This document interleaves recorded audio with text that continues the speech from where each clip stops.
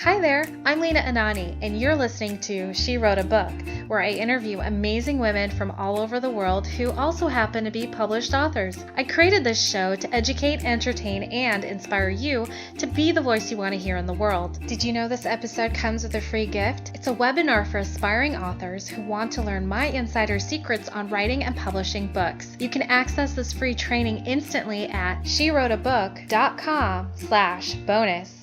Now let's get started. You are listening to episode number 68 of She Wrote a Book, and today I'm interviewing Jayne Morris, author of the book Burnout to Brilliance: Strategies for Sustainable Success. Jayne's book shares the tools, exercises, and techniques she has used to help thousands of people identify the signs and symptoms of burnout, recover energy and enthusiasm, regain power, passion, and purpose, and develop strategies for sustainable success. Jayne Morris is the author of Burnout to Brilliance: Strategies for Sustainable Success. She is resident life coach expert for NHS Online Health Sector, contributor to the Huffington Post, and has been featured in leading international publications. Again, her book is called Burnout to Brilliance: Strategies for Sustainable Success. You can find the link to purchase her book in our show notes for this episode at SheWroteABook.com/68. So Jayne, it's such a pleasure to have you as a guest today. First and foremost, I would love to know what inspired you to write this book. Well, Lena, it was really my own journey through burnout myself that led to me wanting to help other people to overcome similar issues and circumstances in their lives. I felt very much when I burnt out that I was a failure, that I dropped all the balls at once, and I really didn't even know that I had burnt out. All I knew was that I should be, or felt I should be, getting back on the bike and riding at 1,000,000 miles per hour again. And why couldn't I? Why was I sort of stuck in my bed? And through my own journey of recovery, I discovered that I wasn't really alone, that there were so many other millions of people around the world going through similar experiences in their lives, and that it was a real global issue that quite often is swept under the carpet. So I wanted to bring it out and help other people to address it in their own lives and realize that there was another way than pedaling 1,000,000 miles per hour and falling off from time to time. Why do you think we allow ourselves to reach that burnout phase? Well, I think we're actually conditioned from a very young age now to be highly competitive and incredibly ambitious. And we are setting up our school systems in such a way that young children are striving for their teacher's attention, for the teacher to reward them with a gold star, in my case as a child, which progressed onto certificates and things. And I think I'm a big believer in going for your dreams and pursuing what you're passionate about. But I think the way that we sort of nurture our children is more along the lines of passing exams and moving on to the next most sensible thing for them to do in order to get a job and earn money and get the car and have a sense of security, rather than nurturing the creativity that a child has, and actually exploring what the child would enjoy doing if they were to make that their life's work and find a way to make a living from that, and kind of rebalance our sense of what having a living means, rather than just the acquiring lots of material goods. So your book is called Burnout to Brilliance, and so we talked about why we burn out, we allow ourselves to burn out. I'm curious to know what is your definition of brilliance? What does that mean?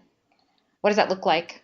For me, it's a feeling. So it's about feeling really alive, feeling the way you did when you were a child, playing without a care in the world, and playing and running from one thing to the next with childlike curiosity and enthusiasm, regaining that sense of spark and sparkle in your life because you've managed to let go of some of the conditionings that have otherwise kept you stuck, like running on autopilot without even realizing that you're in a kind of on a treadmill and stuck in a trap.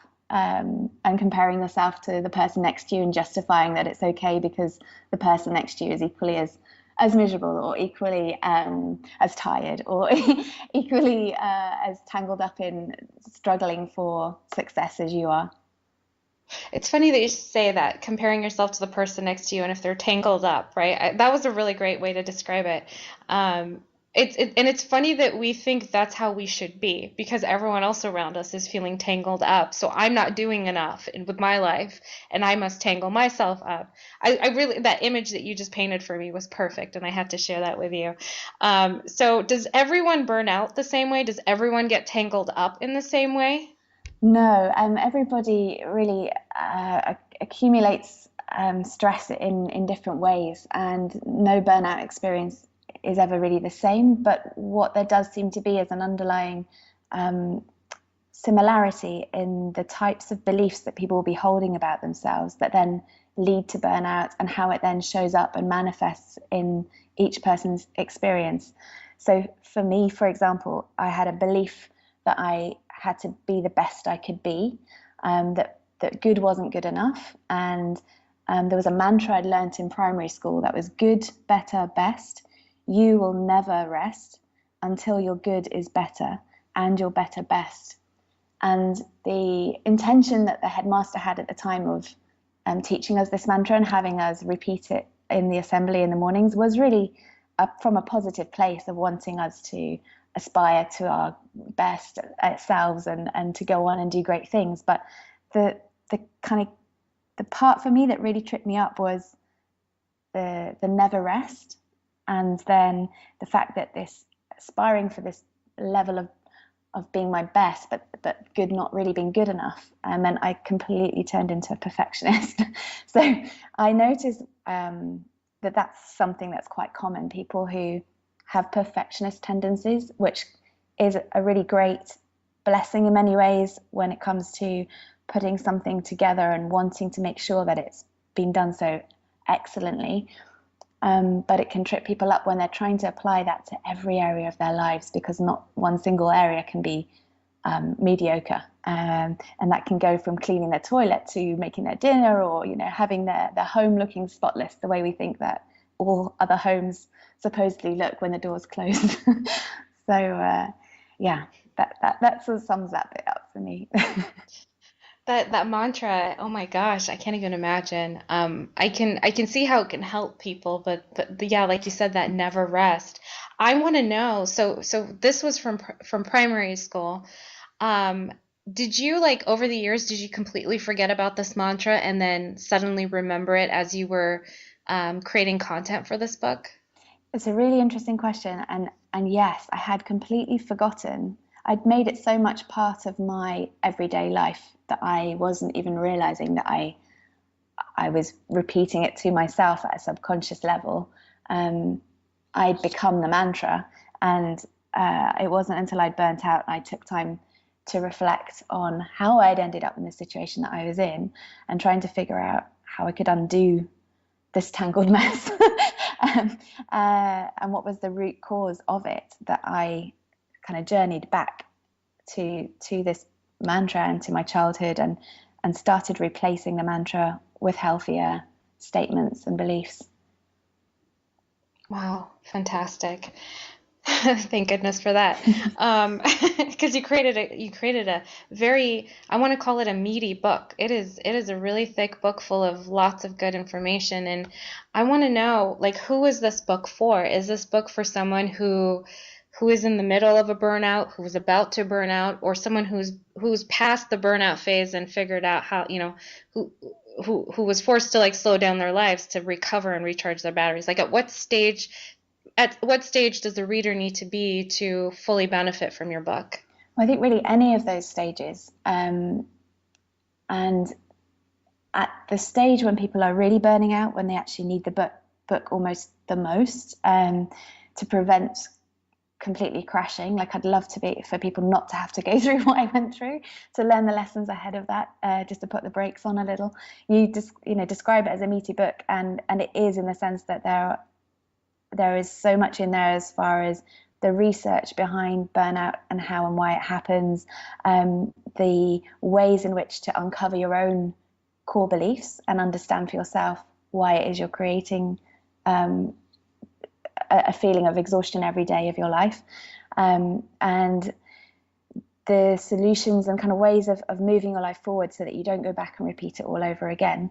But I've actually separated the book into 3 key sections, and then for each of the sections there's a cheat way of dipping in, getting all the kind of overview of what you need to know, and taking the key learnings that you really need. So when people are at the stage of really burning out and struggling, the idea of reading a meaty book is like, oh my God, no, like when am I going to ever find the time? And I can't, get my head around any of it.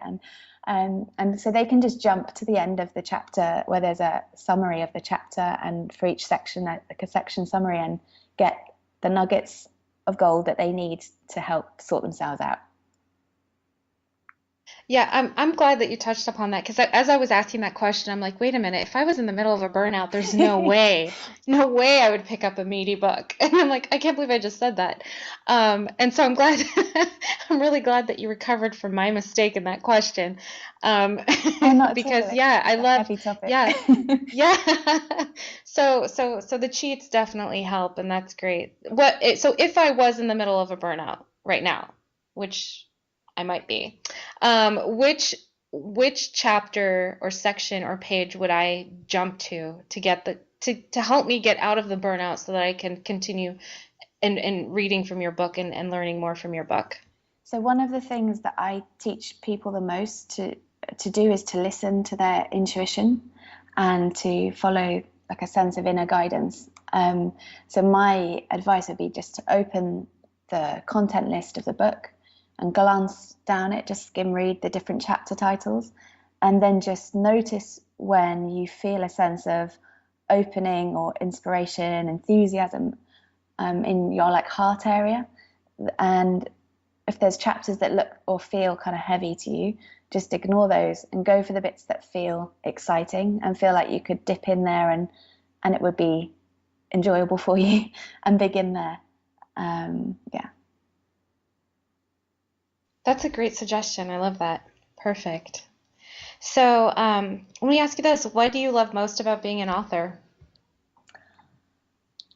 I see it really as an extension of what I was doing before having my kind of ideas and processes being published. It's not massively changed the way I do things, other than I think it gives me an easy reference point for people to find, like they can pick up and find out exactly what I'm talking about without having to do a whole course or have a session with me or have me come and do a talk. It's a lovely way to, if somebody's curious and wants to learn more, they can dip in and out basically and discover what they need. So, and I think there's so much online nowadays in the written form that I think the value of books is still there. I think it's still nice to hold something and feel the pages, and I like the fact that I can connect with people in that form rather than through audios and videos and the written word, which was previously my only other way, other than being right there in the body and flesh in front of them. So I really love that about being an author. Wonderful. Jayne, thank you so much for being our special guest today. We will have a link to your book in the show notes for this episode, and our listeners can find that at SheWroteABook.com/68 to learn more about our author and her loving book. Thank you, Jayne. It's been a pleasure. Thank you, Lena. Likewise. Thank you for listening to She Wrote a Book. If you enjoyed this episode, then subscribe now so you can automatically get access to all new episodes, and feel free to share your inspired thoughts with us in the comments too. I'd love to hear from you. Are you ready to write your own book? Get started now with my quick and concise webinars so you can learn my insider secrets on writing and publishing your own book. Claim your free gift now at SheWroteABook.com/bonus. Until then, may you always feel good and make magic. Feel good, make magic now. Lena, Anani will show you how. Ignite that wisdom inside of you and show the world what you do to publish, write, and promote. Learn the best way to go. OMG, do it now. Lena, Anani will show you how.